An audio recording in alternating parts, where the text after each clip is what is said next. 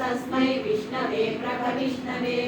ॐ नमो विष्णवे प्रभविष्णवे। श्रीवैशम्पायन उवाच श्रुत्वा धर्मानशेषेण पावनानि च सर्वशः युधिष्ठिरस्यान्तनवं पुनरेवाभ्यभाषत।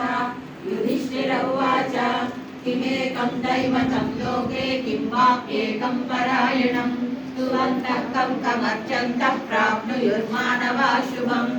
को धर्मः सर्वधर्माणां भवतः परमो मतः किं जपन्मुच्यते जन्तुर्जन्म संसारबन्धनात्।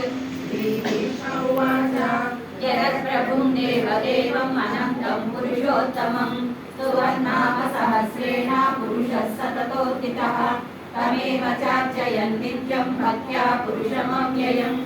ध्यायन् सुवर्णमस्यं च यजमानस्तमेव च अनादिनिधनं विष्णुं सर्वलोकमहेश्वरं लोकाध्यक्षं सुवर्नित्यं सर्वदुःखादिगो भवेत्। ब्रह्मण्यं सर्वधर्मज्ञं लोकानां कीर्तिवर्धनं लोकनाथं